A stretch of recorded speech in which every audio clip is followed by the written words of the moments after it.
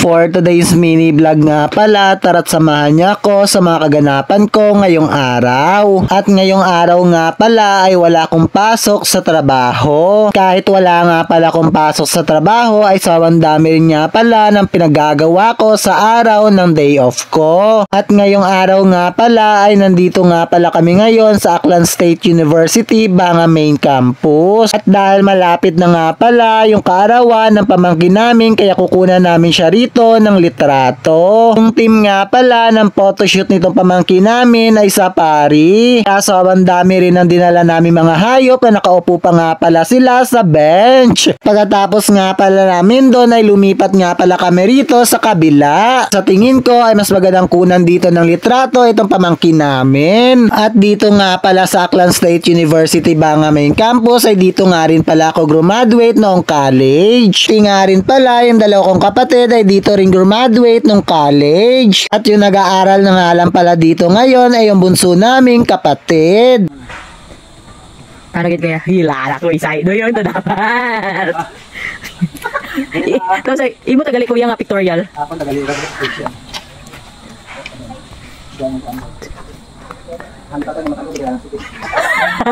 Halipatan mo nga, ayaw nga tagali.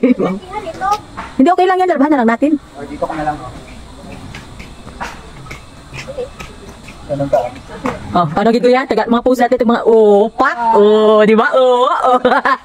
Baliktad ito doon. Kaya tawag ka pa. Dito lang ano. Dito ka. Hindi na pictorial po to ni Kuya, hindi po.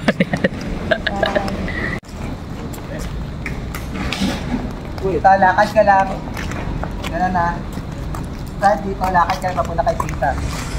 Ganun lang. Ha? May motor, oh. Wala na kayo diyan dito. May motor, oh? Kuya, bigita mo may motor, Kuya. Ay, longlong ang kampon. Oo nga ni. Ay, wala naman siyang dumiretso. Sa iba naman siya daan. Doon, punta ka na doon siya sa kay Tito mong Dilok. Lakad ka lang. Sa ating lakad. Oh. Kailangan.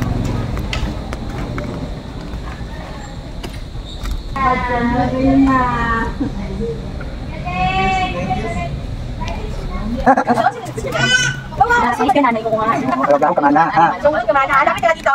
Nakapala sa ulo. Gusto kaya sumya ka na kanta. Ito makita ko sa akin. Huwag yung kisa na. Ay, sabi ko na nakita ko yung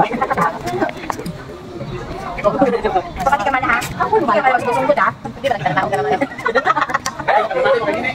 Hindi. Sarap dito.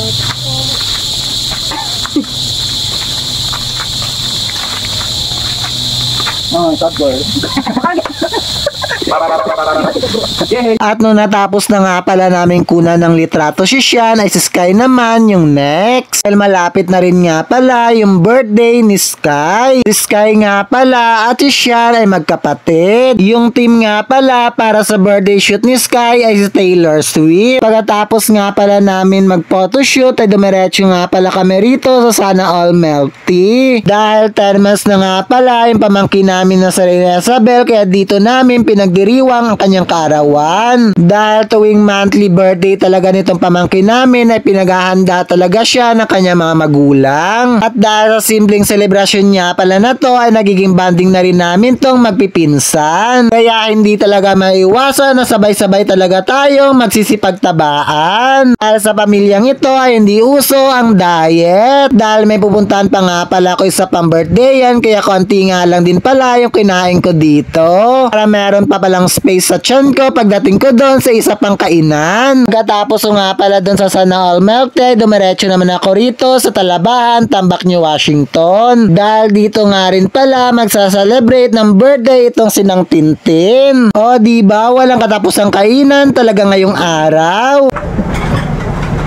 Ay, hindi na napagpabroken yun.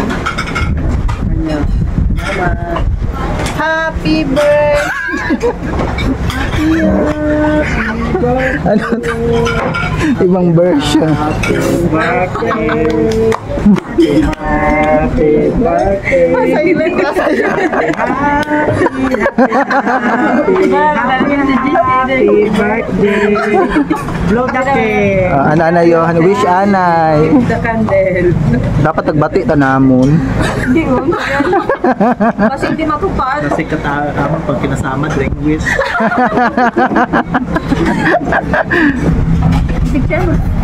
Uwa, video. Lo tama